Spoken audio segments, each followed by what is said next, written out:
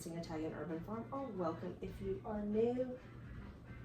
Today we're tackling this right here, my apothecary table. Yeah, it's been taken over by drying herbs, onions, garlic, oils in the making, and all the things. So we're going to tackle this today and hopefully get it a little bit more organized so I can actually work at my apothecary table. So just come along with me as we clean and organize my apothecary table and figure out how to,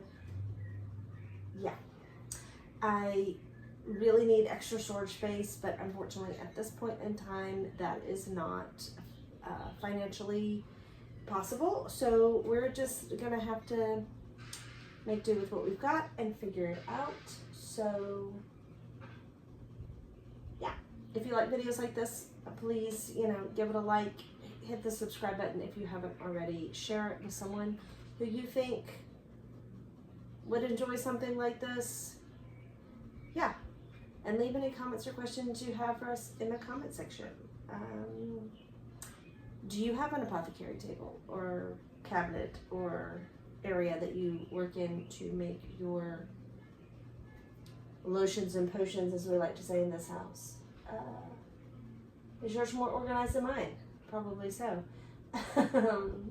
Leave any ideas you have for organization storage solutions. I'm thinking shelves maybe on this wall right here and possibly that wall over there, just to kind of get some of this stuff up and off.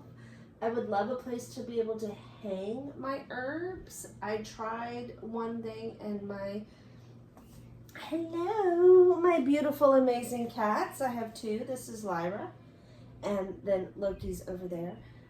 They got into a bit of mischief and pulled my hanging herbs down, didn't you? Yes, you did. Yes, you did. Yes, thank you. Yes. They're very mischievous little kittens. They're not quite a year old yet. Almost. Almost. Yes, we're 11 months. Yeah. They're quite mischievous little, their nicknames are Mongo Jerry and Rumple Teaser. If you're a Cats fan, you understand. Anyway, they pulled my hanging herbs down, so I need to find a better solution to that. Anyway, let's dive in now that I've been talking for an extraordinarily long amount of time. Let's dive into getting this cleaned up. All right, here we go. Okay. So while I reorganized my apothecary table, I thought that I would dive into the fascinating history of herbalism and the apothecary. These are the roots of medicine long before modern pharmaceuticals. So we'll begin with the ancient origins. Now, herbalism is as old as humanity itself. The earliest records come from Mesopotamia around 2600 BCE. Where clay tablets listed plant-based remedies.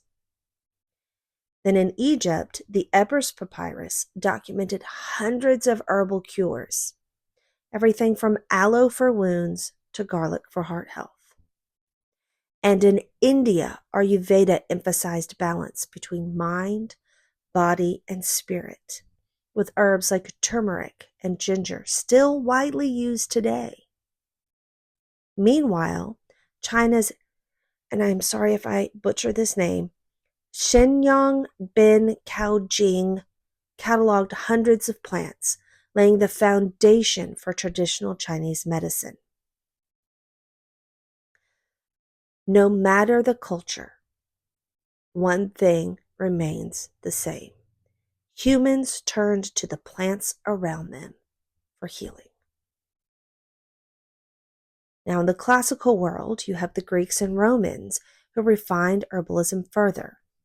Hippocrates promoted natural healing, while Dioscorides, I know I butchered that name, I'm sorry, wrote De Materia Medica, an herbal encyclopedia that was used for over 1,500 years. Now, the Romans also embraced herbalism, having herb gardens, cultivating herbs like mint and rosemary and sage for both food and medicine. Now, in the Middle Ages, monasteries preserved herbal knowledge.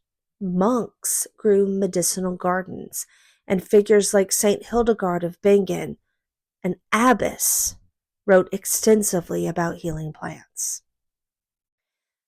This era also saw the rise of the apothecary, the ancestor of today's pharmacist. Now, apothecaries prepared tinctures, salves, and powders, often serving as both healer and shopkeeper. In the Islamic Golden Age, which also occurred around the same time, scholars like Avicenna, sorry if I butchered that name, blended Greek, Roman, and Middle Eastern herbal traditions, enriching medical knowledge. Now, during the Renaissance, there was a new interest in plants. Botanical gardens flourished, and herbal books spread thanks to the printing press. Paracelsus championed the doctrine of signatures. Now, this is the idea that a plant's appearance hinted at its use. For example, a walnut kind of looks like a brain, so it was used for brain health. While not always scientifically accurate, it did encourage a careful study of nature. And during this time, apothecaries became increasingly precise, setting the stage for the modern pharmacy. By the 19th century, science isolated active ingredients from plants. So we got aspirin from willow bark tea. And we were able to isolate from the dangerous foxglove plant, digitalis, which we all know is a very powerful heart medicine. Our modern medicines come from plants, guys.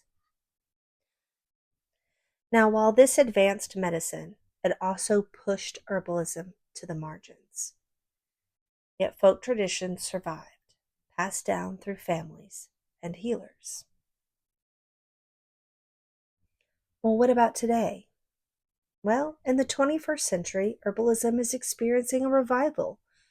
People are increasingly interested in holistic wellness, natural remedies, and reconnecting with traditional knowledge. Herbal teas, tinctures, salves, and essential oils are widely available, while clinical herbalists work alongside modern healthcare practitioners in some places.